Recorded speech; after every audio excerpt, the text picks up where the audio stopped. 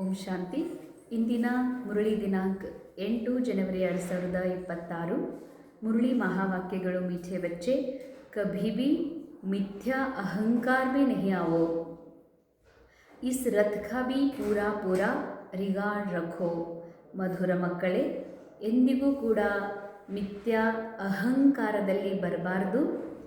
ಈ ರಥಕ್ಕೂ ಸ್ವಯಂ ಪರಮಾತ್ಮ ಅವತರಿಸಿರುವಂತಹ ಭಾಗ್ಯಶಾಲಿ ರಥ ಏನಾಗಿದೆ, ಆ ರಥದ ಗೌರವವನ್ನು ಕೂಡ ನಾವು ಇಡಬೇಕಾಗಿದೆ, ಕೊಡಬೇಕಾಗಿದೆ. ಬಾಬಾ ಸತತವಾಗಿ ಈ ವಾರದಲ್ಲಿ ಮುರಳಿಯಲ್ಲಿ ಪದೇ ಪದೇ ಬ್ರಹ್ಮ ತಂದೆಯ ಪಾರ್ಟ್ನ ಪ್ರತಿಯಾಗಿ ಹೇಳ್ತಾ ಇದ್ದಾರೆ.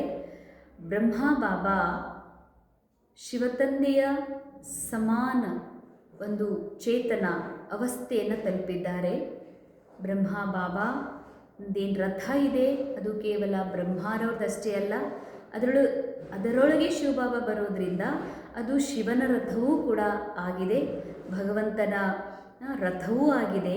ಅಂದ ಮೇಲೆ ಬಾಬಾ ಹೇಳ್ತಾರೆ, ಮಿಥ್ಯ ಅಹಂಕಾರದಲ್ಲಿ ಬಂದು ನಾನು ಡೈರೆಕ್ಟ್ ಶಿವಬಾಬಾನೇ ನೆನಪು ಮಾಡ್ತೀನಿ, ನನ್ನ ಬಾಬಾ ಒಬ್ಬರಿದ್ರೆ ಸಾಕು ಅಂತ ಅನ್ನುವ ಹಾಗಿಲ್ಲ. ಯಾಕೆ ಅಂತಂದರೆ ಪರಮಾತ್ಮನೂ ಕೂಡ ಬ್ರಹ್ಮರವ್ರ ಮೂಲಕನೇ ನಮಗೆ ಈ ಸತ್ಯ ಜ್ಞಾನವನ್ನು ಹೇಳ್ತಾ ಇದ್ದಾರೆ. ಅಂದರೆ ಯಾಕೆ ಈ ಮಾತು ಹೇಳ್ತಿದ್ದಾರೆ ಬಾಬಾ ಅಂದರೆ, ಭಗವಂತನ ರಥ ಯಾವುದು, ರಥದ ಜೊತೆಗೆ ಇಂಥ ವಿಚಾರಗಳು ಬರ್ತಾವತ್ತಂದ್ರೆ, ಇನ್ನು ಸ್ನೇಹದ ಪರಿವಾರ, ದೈವಿ ಪರಿವಾರ, ದೈವಿ ರಾಜ್ಯದ ಸ್ಥಾಪನೆ ಮಾಡಬೇಕಾದಂತಹ ಮಕ್ಕಳ ಒಂದು ಸಂಘಟನೆಯೊಳಗೆ ಅನೇಕ ರೀತಿಯ ಮಾತುಗಳು ಬರ್ತದೆ. ಇದು ಒಂದು ಪರಿವಾರ ಸ್ಥಾಪನೆಯಾಗಿರೋದ್ರಿಂದ ಇಲ್ಲಿ ಬಹಳ ಸ್ನೇಹ, ಪ್ರೇಮ, ಮಧುರತೆಯಿಂದ ಇರಬೇಕು. ಇನ್ನು ಭಗವಂತನ ರಥದ ಜೊತೆಗೇ ಅನೇಕ ಬಾರಿ ಈರ್ಷ್ಯ ಹುಟ್ಟುತ್ತದ, ಅಥವಾ ಅನೇಕ ರೀತಿಯ ಭೇದ ಭಾವದ ಪ್ರಸಂಗಗಳು ಬರ್ತದಂದ್ರೆ, ಮನಸ್ಸಿನಲ್ಲಿ ಆ ರೀತಿ ಸಂಕಲ್ಪ ಹುಟ್ಟುತ್ತದ ಅಂತಂದ್ರೆ, ಇದೇ ರೀತಿಯಾಗಿ ಅನ್ಯ ಆತ್ಮರ ರೋಲ್ನ ಪ್ರತಿಯಾಗಿಯೂ ಇಂಥ ವಿಚಾರಗಳು ಬರ್ಬೋದು. ಅದಕ್ಕೆ ಶಿವಬಾಬಾ ಹೇಳ್ತಾರೆ, ಬ್ರಹ್ಮ ಬಾಬಾಗ ವ್ಯಾಲ್ಯೂ ಕೊಡಿಸೋದಷ್ಟೇ ಅಲ್ಲ, ಮಕ್ಕಳಿಗೆ ಶಿಕ್ಷಣ ಕೊಡಬೇಕಾಗಿದೆ. ಮಕ್ಕಳ ಮನೋಸ್ಥಿತಿಯನ್ನು ಸುಧಾರಿಸೋ ಸಲುವಾಗಿ ಶಿವಬಾಬಾ ಹೇಳ್ತಾರೆ, ಬ್ರಹ್ಮ ಬಾಬಾರವರ ರಥಕ್ಕೂ ಗೌರವ ಕೊಡ್ರಿ, ಅರ್ಥಾತ್ ಎಲ್ಲ ರಥಕ್ಕೂ ಗೌರವ ಕೊಡ್ರಿ, ಎಲ್ಲರೊಳಗೂ ಆ ಸ್ನೇಹದ ಅನುಭವವನ್ನು ಮಾಡ್ರಿ ಅಂತ. ಪ್ರಶ್ನೆ, ತುಮ್ ಬಚ್ಚೋ ಮೇ ಪದ್ಮಾ ಪದಂ ಭಾಗ್ಯಶಾಲಿ ಕೌನ್ ಔರ್ ದುರ್ಭಾಗ್ಯಶಾಲಿ ಕೌನ್? ತಾವು ಮಕ್ಕಳಲ್ಲಿ ಪದ್ಮಾ ಪದಂ ಭಾಗ್ಯಶಾಲಿ ಯಾರು ಮತ್ತು ದುರ್ಭಾಗ್ಯಶಾಲಿ ಯಾರು? ಎರಡೂ ಬಹಳ ವಿರೋಧಾಭಾಸದ ಶಬ್ದಗಳು. ಇವು ಕೇವಲ ಶಬ್ದಗಳಷ್ಟೇ ಅಲ್ಲ, ಒಂದಿದೆ ಸುಪ್ರೀಂ ಕಾನ್ಷಿಯಸ್ನ ಈಕ್ವಲ್ ಅನುಭವ ಮಾಡುವಂಥವರು, ಇನ್ನೊಬ್ಬರಿದ್ದಾರೆ ತಮಗೆ ತಾವು ಬಹಳ ಕನಿಷ್ಠವಾಗಿರುವಂತಹ ಮಾನವ ಜೀವನದ ಅನುಭವ ಮಾಡುವಂಥವರು ಕೂಡ ಅದಾರ. ಬಹಳ ದುರ್ಗತಿಯ, ನಿರ್ಗತಿಕಾಗಿರುವ ಅಥವಾ ಭಿಖಾರಿತನದ ಜೀವನ ನಡೆಸುವಂಥವರು ಇದ್ದಾರೆ. ಕಾನ್ಷಿಯಸ್ ಅವ್ರದ್ದು ಆ ರೀತಿ ಮಾಡ್ಕೊಂಡಿದ್ದಾರೆ. ಅದಕ್ಕೆ ಬಾಬಾ ಹೇಳ್ತಾರೆ, ಪದಮಾ ಪದಂ ಭಾಗ್ಯಶಾಲಿನೂ ಅದಾರ ಈ ಪರಿವಾರದಲ್ಲಿ, ದುರ್ಭಾಗ್ಯಶಾಲಿಗಳು ಅದಾರ. ಹಾಗಾದರೆ ಅವರ ಲಕ್ಷಣಗಳೇನು? ಬಾಬಾ ಉತ್ತರದಲ್ಲಿ ಹೇಳ್ತಾರೆ, ಜಿನ್ಕಿ ಚಲನ್ ದೇವತಾओं जैसी है, जो सबको सुख देते हैं, वो है पद्मा पदम भाग्यशाली, और जो फेल हो जाते उनको कहेंगे दुर्भाग्यशाली. ಯಾರು ಪದ್ಮಾ ಪದಂ ಭಾಗ್ಯಶಾಲಿಯಾಗಿದ್ದಾರೋ ಬಾಬಾ ಹೇಳ್ತಾರ, ಅವರ ಲಕ್ಷಣಗಳು ಹೇಳ್ತಾರೆ. ಅವ್ರು ಹೇಗಿರ್ತಾರೆ? ಅವರ ಚಲನೆ ದೇವತೆಗಳ ಹಾಗೆ ಇರ್ತದೆ ಮತ್ತು ಅವರೆಲ್ಲರಿಗೂ ಸುಖ ಕೊಡ್ತಾರೆ. ಬಹಳ ಇಂಪಾರ್ಟೆಂಟ್ ಆಗಿರುವಂತಹ ನೋಟ್ ಮಾಡ್ಕೋಬೇಕಾದಂತಹ ವಿಷಯ ಸಂಗತಿ, ಅವರು ದೇವತೆಗಳ ಹಾಗೆ ಇರ್ತಾರೆ ಮತ್ತು ಎಲ್ಲರಿಗೂ ಸುಖ ಕೊಡ್ತಾರೆ. ದೇವತೆಗಳ ಥರ ಅವ್ರ ಚಲನೆ ಇದೆ ಅಂದಮೇಲೆ ಅವರು ಸುಖ ಕೊಡಲೇಬೇಕು. ಸುಖ ಎಂಥ ಸುಖ? ದೇವತೆಗಳಂಥ ಚಲನೆ ಅಂದರೆ ಏನು? ಒಂದಂತೂ ಆಗಿದೆ, ದೇವತೆಗಳ ಹಾಗೆ ಮೇಕಪ್ ಮಾಡ್ಕೊಳ್ಳೋದು, ಸ್ಥೂಲ ರೂಪದಲ್ಲಿ ತಮ್ಮನ್ನು ತಯಾರು ಮಾಡ್ಕೊಳ್ಳೋದು. ಇನ್ನೊಂದಿದೆ, ಸ್ಥೂಲ ರೂಪದಲ್ಲಿನೇ ದೇವತೆಗಳ ತರಹ ಬಹಳ ಮೆಲ್ಲಗೆ ಮಾತಾಡೋದು, ಭಾಳ ಮೃದುವಾದ ವ್ಯವಹಾರ ಮಾಡುವಂಥದ್ದು. ಇದು ಕೂಡ ದೇವತೆಗಳ ಥರ ಅಲ್ಲ, ಇದು ರೋಲ್ನಲ್ಲಿ ಡ್ರಾಮಾ ಕೊಟ್ಟಿರುವಂಥ ವಿಶೇಷತೆಗಳು. ದೇವತೆಗಳ ಹಾಗೆ ಚಲನೆ ಅಂತಂದರೆ ಕೇವಲ ಮೆತ್ತಗೆ ಮಾತಾಡೋದು, ಕೇವಲ ಆ, ಬಹಳ ಒಳಗಡೆ ಏನೇ ಇದ್ರೂ ಕೂಡ ಎಲ್ಲರ ಜೊತೆಗೆ ಹೊಂದಿಕೊಂಡು ಎಲ್ಲರ ಜೊತೆಗೆ ಸ್ಮೈಲ್ ಮಾಡಿ ಬಹಳ ಶಾಂತ ಮುಖಚರ್ಯವನ್ನು ತೋರಿಸ್ತಾ ಅನೇಕ ಜೊತೆಗೆ ಇರ್ತೀವಂದ್ರೂ ಕೂಡ ಇದು ದೇವತೆಗಳ ಚಲನೆಯಲ್ಲ. ಯಾಕಂದರೆ ಇವತ್ತಿಗೂ ಕೂಡ ಅನೇಕರು ಬಾಹ್ಯ ರೋಲನ್ನು ಪರಿವರ್ತನೆ ಮಾಡುವುದರಲ್ಲೇ ತೊಡಗಿದ್ದಾರೆ. ರೋಲ್ ಡ್ರಾಮಾ ಅನುಸಾರ ನೂಂದಿದೆ ಅಂತ ಬಾಬಾ ಅನೇಕ ಬಾರಿ ಹೇಳಿದ್ರು ಕೂಡ ರೋಲ್ನ ಪರಿವರ್ತನೆ ಭಾಳ ಚಂದ ಮಾತಾಡಬೇಕು, ಸ್ಮೂತ್ ಇರಬೇಕು, ಸೌಮ್ಯ ಇರಬೇಕು, ಮೆಲ್ಲಗೆ ನಡಿಬೇಕು, ಫರಿಸ್ತೆಗಳ ಥರ ನಾವು ಡ್ರೆಸ್ ಹಾಕೋಬೇಕು ಅಂತ ಹೊರಗಿನ ಬದಲಾವಣೆ ಕಡೆಗೇ ಬಹಳಷ್ಟು ಗಮನ ಕೊಡಲಾಗಿದೆ. ದೇವತೆಗಳ ಹಾಗೆ ಚಲನೆ ಅಂತಂದರೆ ದೇವತೆಗಳದು ಒನ್ನೆಸ್ ಭಾವ ಇತ್ತು ಅಂತ. ಒನ್ನೆಸ್ ಅಂದರೆ ಪ್ರತಿಯೊಬ್ಬರೂ ಆತ್ಮಾಧಾರ, ಪ್ರತಿ ಆತ್ಮನೂ ಸಮಾನಿದೆ, ಯಾವುದರಲ್ಲೂ ಫರಕಿಲ್ಲ. ಪವಿತ್ರತೆಯಲ್ಲಾಗಲಿ, ಸುಖದಲ್ಲಿ ಆಗಲಿ, ಶಾಂತಿಯಲ್ಲಾಗಲಿ, ಆನಂದದಲ್ಲಾಗಲಿ ಯಾವುದರಲ್ಲೂ ಫರಕಿಲ್ಲ. ಪ್ರತಿ ಆತ್ಮ ಸಮಾನ್. ನಾನು ಆತ್ಮ, ಎಲ್ಲರೊಳಗೂ ಇನ್ವಿಸಿಬಲ್ ಆ್ಯಕ್ಟರ್, ನಿರಾಕಾರ ಆತ್ಮನ ಸತ್ಯವನ್ನು ಅರಿತಿದ್ರು ದೇವತೆಗಳು. ಹೀಗಾಗಿ ಸಮಭಾವ ಇತ್ತು. ಎಲ್ಲರಲ್ಲೂ ಆತ್ಮ ಸ್ವರೂಪವನ್ನು ನೋಡುವ, ಆತ್ಮ ಅಂತ ತಿಳ್ಕೊಂಡು ವ್ಯವಹರಿಸುವಂತಹ ಪ್ರಜಾನೇ ಇರಲಿ, ದಾಸಿನೇ ಇರಲಿ, ರಾಜನ ಮಕ್ಕಳೇ ಆಗಿರಲಿ, ಎಲ್ಲರ ಮೇಲೆ ಸಮಭಾವ, ಸಮಪ್ರೇಮ, ಸಮವಾದ ಸ್ನೇಹ ಭಾವ ಅಲ್ಲಿತ್ತು. ಅಷ್ಟೇ ಅಲ್ಲ, ಸ್ವಯಂ ಅಲ್ಲಿ ಕಮ್ಮಿಯ ಫೀಲ್ ಮಾಡೋದಿಲ್ಲ, ಸ್ವಯಂ ಸಂಪನ್ನ ಅನುಭವ ಮಾಡ್ತಾರೆ. ಮತ್ತು ಇನ್ನೊಬ್ಬರಿಗಿಂತಲೂ ನಾ ಹೆಚ್ಚಿದ್ದೀನಂತನೂ ಭಾವ ಇರುವುದಿಲ್ಲ ಸತ್ಯುಗದಲ್ಲಿ, ಅಥವಾ ನಾ ಇವರಿಗಿಂತ ಕಮ್ಮಿ ಇದ್ದೀನಿ ಅನ್ನುವಂಥ ಭಾವ ಇರೋದಿಲ್ಲ. ನನಗೆ ಇವ್ರ ಕಡೆಯಿಂದ ಇಸ್ಕೋಬೇಕು, ಸ್ವಲ್ಪ ನನಗೂ ಸಿಗಬೇಕಲ್ಲ ಅನ್ನುವಂಥ ಅಪೇಕ್ಷೆಯೂ ಕೂಡ ಇರೋದಿಲ್ಲ. ಯಾಕಂದರೆ ಈ ಸತ್ಯ ಗೊತ್ತಿದೆ, ನಾ ಆತ್ಮ ಇದ್ದೀನಿ ಅನ್ನುವಂಥ ಸತ್ಯ ಗೊತ್ತಿರೋದ್ರಿಂದ, ನಾ ಸಂಪನ್ನ ಆತ್ಮ ಅನ್ನುವಂಥ ಸತ್ಯದಲ್ಲಿ ಇರೋದ್ರಿಂದ ಅವರು ಎಲ್ಲರೊಳಗೂ ಭರ್ಪೂರ ಆತ್ಮ ಅಂತಲೇ ಫೀಲ್ ಮಾಡ್ತಾರೆ. ಇವ್ರು ನನಗಿಂತ ಕಮ್ಮಿ ಅನ್ನುವಂಥ ಅಹಂಕಾರದಲ್ಲಿ ಬರೋದಿಲ್ಲ, ನಾ ಇವರಿಗಿಂತ ಕಮ್ಮಿ ಇದ್ದೀನಿ ಅನ್ನುವಂಥ ಇನ್ಫೀರಿಯಾರಿಟಿಯಲ್ಲಿ ಬರೋದಿಲ್ಲ. ಇದು ದೇವತೆಗಳ ಚಲನೆ. ಇನ್ನು ದೇವತೆಗಳದು ಬಹಳ ಮುಖ್ಯವಾಗಿರುವಂಥದ್ದು ಅಂತಂದರೆ ದೇವತೆಗಳು ಸ್ವತಂತ್ರ ಇರ್ತಾರೆ, ಆತ್ಮನ ಸ್ವತಂತ್ರ ಇದ್ದೀನಿ ಅಂತ. ಹೀಗಾಗಿ ಡಿಪೆಂಡೆಂಟ್ ನೇಚರ್ ಇರೋದಿಲ್ಲ ಅಂತ. ಪ್ರಕೃತಿ ಅದ ಅಂತ ನಾವಿದ್ದೀವಿ, ಸೂರ್ಯ ಅದಾನಂತ ನಾವಿದ್ದೀವಿ, ಇಲ್ಲಾಂದರೆ ನಮ್ಮ ಬದುಕೇ ಇರ್ತಿರಲಿಲ್ಲ, ಅಥವಾ ಇದೆಲ್ಲ ಐತಿ ಅಂತ, ಅಥವಾ ನಮ್ಮ ದೇವರು ಕೊಟ್ಟಾನಂತ ನಾವಿದ್ದೀವಿ ಅನ್ನುವಂಥ ಕಾನ್ಷಿಯಸ್ ಸತ್ಯುಗದಲ್ಲಿ ಇರೋದಿಲ್ಲ. ಯಾಕಂದರೆ ಸತ್ಯುಗದಲ್ಲಿ ಅವೇಕನ್ ಸೋಲ್ಸ್ ಅಂದರೆ ಸಂಪೂರ್ಣ ಜಾಗೃತಗೊಂಡಿರುವಂತಹ ಆತ್ಮರಿರೋದ್ರಿಂದ ಆತ್ಮಸ್ಮೃತಿಯೊಳಗ ನಾನು ಸದಾ ಸ್ವತಂತ್ರ, ಅರ್ಥಾತ್ ನಾ ಇಷ್ಟು ಭರ್ಪೂರಿದ್ದೀನಲ್ಲ, ನನಗೆ ಸೂರ್ಯನ, ಪ್ರಕೃತಿಯ ಅಥವಾ ಯಾವುದೇ ವ್ಯಕ್ತಿಗಳ, ಯಾರಾದರೂ ಅಲ್ಲಿ ರಾಜ ಮಹಾರಾಜರ ಅಥವಾ ಜೊತೆಗಾರರ ಪ್ರೇಮದ ಅವಶ್ಯಕತೆ ಅದ. ನನಗೆ ಇವ್ರ ಪ್ರೀತಿ ಬೇಕೇ ಅಲ್ಲ, ಇವ್ರ ಗೌರವ ನನಗೆ ಬೇಕಲ್ಲ ಅನ್ನೋದ್ರಿಂದ ಬಹಳ ಪರಿ ಇರ್ತಾರೆ. ಎಲ್ಲರೂ ಅಲ್ಲಿ ಸಂಪೂರ್ಣ, ಭರ್ಪೂರ್ ಮತ್ತು ಸ್ವತಂತ್ರ ಇಂಡಿಪೆಂಡೆಂಟ್ ಲೈಫ್ ಇರೋದ್ರಿಂದ ಅವರು ಸದಾ ಸುಖಿ ಇರ್ತಾರೆ. ಎಲ್ಲರೊಳಗ ಸುಖ ಸ್ವರೂಪ ಆತ್ಮನನ್ನೇ ನೋಡ್ತಾರೆ. ಹೀಗಾಗಿ ಖುದ್ ಸ್ವಯಂ ಸುಖಿ ಮತ್ತು ಎಲ್ಲರನ್ನ ಸುಖಿ ರೂಪದಲ್ಲಿ ನೋಡ್ತಾರೆ. ಅವರಿಗಂತರ ದೇವತಾ ಚಲನೆ. ಇದು ಸತ್ಯುಗದಾಗ ಹೋದ ಮೇಲೆ ನಾ ಹಂಗೆ ಇರ್ತೀನಿ ಅಂತಿಲ್ಲ. ಈ ಒಂದು ಕಾನ್ಷಿಯಸ್ ಇದೇ ಸಂಗಮದ ಸಮಯದಲ್ಲಿ ನಮ್ಮೊಳಗೆ ಇರಬೇಕಾಗಿದೆ.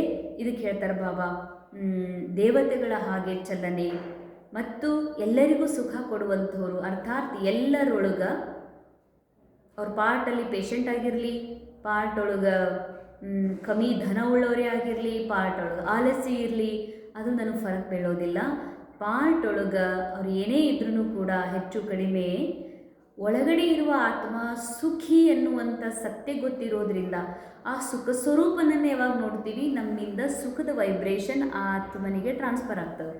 ಇದಾಗಿದೆ ಸುಖ ಕೊಡೋದು. ಸುಖ ಕೊಡೋದು ಅಂದರೆ ಟೋಲಿ ತಿನ್ನಿಸಿದೆ, ಊಟ ಮಾಡಿಸಿದೆ, ಅವ್ರ ಕ್ಷೇಮ ಸಮಾಚಾರವನ್ನು ಕೇಳ್ತೀನಿ ಅಥವಾ ಆ ವಿಷಯಗಳ ಬಗ್ಗೆ ನಾನು ಚಿಂತನೆ ಮಾಡ್ತೀನಿ ಅಂತಂದ್ರೆ ಇದು ಸುಖ ಕೊಡೋದಲ್ಲ.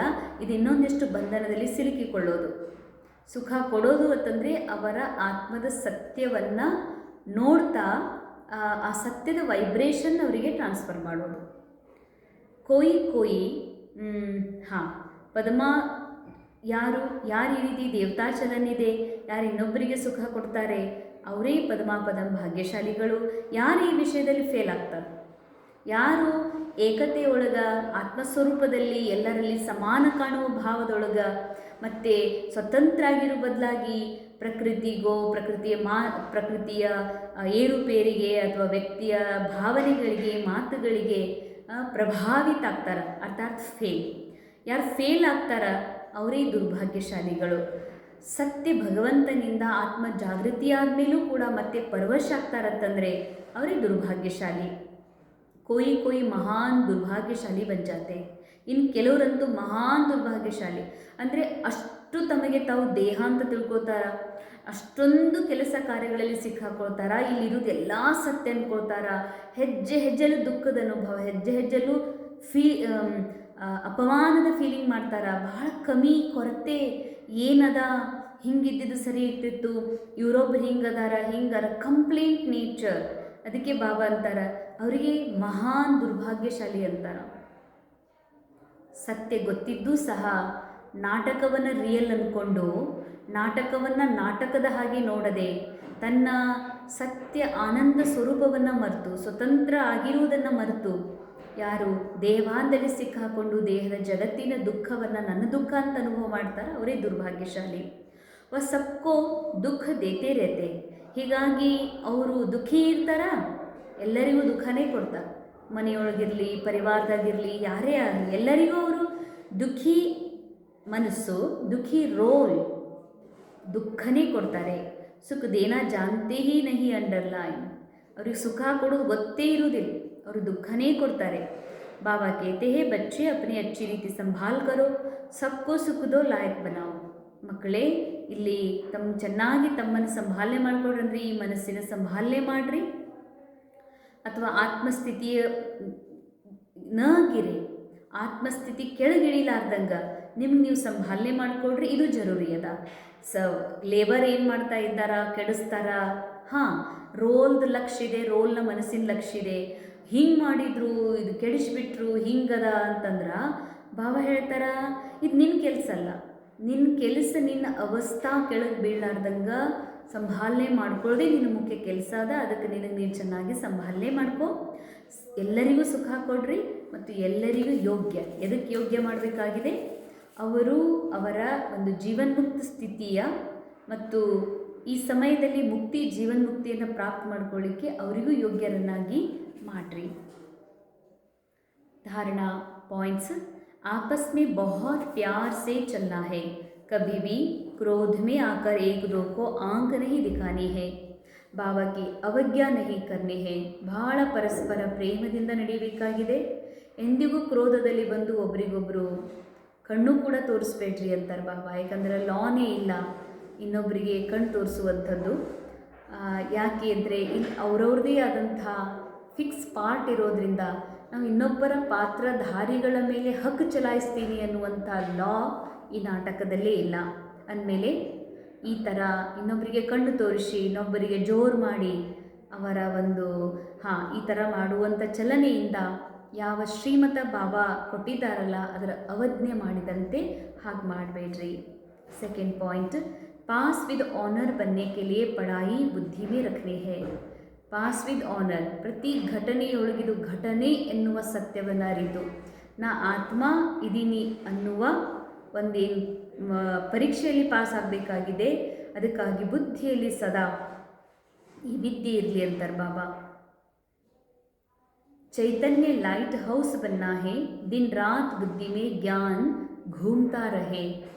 ಚೈತನ್ಯ ಪ್ರಕಾಶ ಸ್ತಂಭ, ಪ್ರಕಾಶದ ಹೌಸ್, ಒಂದು ಬೆಳಕಾಗ್ರಿ ಅಂತ ಬಾಬಾ ಹೇಳ್ತಾರೆ. ದಿನ ರಾತ್ರಿ ಬುದ್ಧಿಯಲ್ಲಿ ಈ ಜ್ಞಾನವೇ ತಿರುಗ್ತಾ ಇರಬೇಕು. ಅಂದರೆ ಆ ಸಮಜ್ದಾರ್ ಮಕ್ಕಳಾಗಿ ತಿಳುವಳಿಕೆ ಉಳ್ಳವರಾಗಿ ತಾವು ಪಾತ್ರವನ್ನು ಅಭಿನಯ ಮಾಡ್ರಿ. ವರದಾನ್: ऑल माइटी बाबा की अथॉरिटी से हर कार्य को सहज करने वाले सदा अटल निश्चय बुद्धि भव. ಆಲ್ಮೈಟಿ ತಂದೆಯ ಅಧಿಕಾರದಿಂದ ಪ್ರತಿಯೊಂದು ಕಾರ್ಯವನ್ನು ಸಹಜ ಮಾಡಿಕೊಳ್ಳುವಂತಹ ಸದಾ ಅಟಲ ನಿಶ್ಚಯ ಬುದ್ಧಿ ಭವ.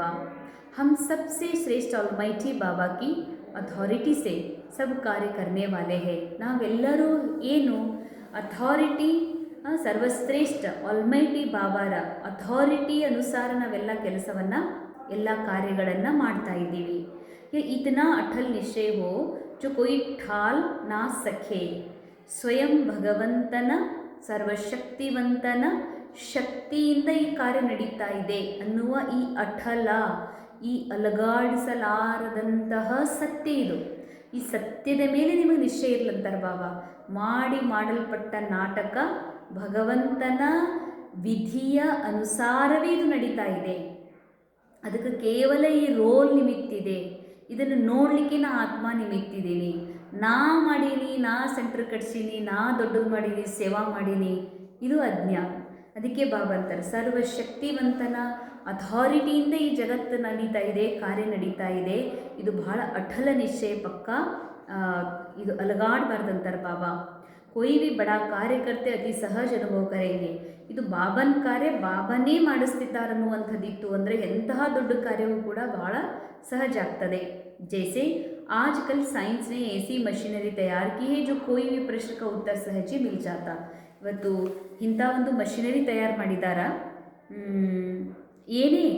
ಏನೇ ಒಂದು ಕೇಳಿಬಿಟ್ರೆ ಸಾಕು, ಏನೇ ಒಂದು ಪ್ರಶ್ನೆ ಹಾಕಿಬಿಟ್ರೆ ಸಾಕು, ಅದು ಉತ್ತರ ಕೊಡ್ತದ ಅಂತ.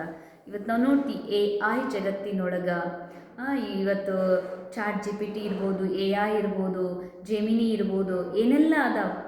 ಒಟ್ಟಾರೆ ಆರ್ಟಿಫಿಷಿಯಲ್ ಇಂಟೆಲಿಜೆನ್ಸ್ ಈ ರೀತಿ ಬೆಳೆದು ನಿಂತಿದೆ. ನೀ ಏನೋ ಪ್ರಶ್ನೆ ಕೊಡು, ನೀ ಏನೇ ತಿಳ್ಕೊಬೇಕಂತ ತಿಳ್ಕೊಳಿಕ್ಕೆ ಹೋಗು, ಅದೆಲ್ಲವನ್ನು ಅದು ಉತ್ತರ ಕೊಟ್ಬಿಡ್ತದ. ಇಷ್ಟು ಸಹಜ ಆಗಿಬಿಟ್ಟಿದೆ. ಅದೇ ಮೊದಲು ಏನಾಗ್ಬಿಡ್ತಿತ್ತು, ಒಂದು ಪ್ರಶ್ನೆ, ಒಂದು ಅಸೈನ್ಮೆಂಟ್, ಒಂದು ಏನಾದರೂ ಸಬ್ಜೆಕ್ಟ್, ಒಂದು ಪ್ರಬಂಧವನ್ನು ನಮಗೆ ಬರೀಲಿಕ್ಕೆ ತೊಗೊಂಬಾ ಅಂತಂದ್ರೆ ನಾವು ಎಷ್ಟೊಂದು ಪುಸ್ತಕಗಳನ್ನು ಓದಿ ಇನ್ನೊಬ್ಬರಿಗೆ ಕೇಳಿ ಅಲ್ಲಿ ಹೋಗಿ ತಿಳ್ಕೊಂಡು ಬರೀಲಿಕ್ಕೆ 2-3 ದಿನ ಆಗ್ತಿತ್ತು. ಈಗ ಕ್ಷಣ ಮಾತ್ರದಲ್ಲಿ ನಮ್ಮ ಎದುರುಗಡೆಗೆ ಪೂರಾ ನಾಲೆಜ್ ಬಂದುಬಿಡ್ತದ.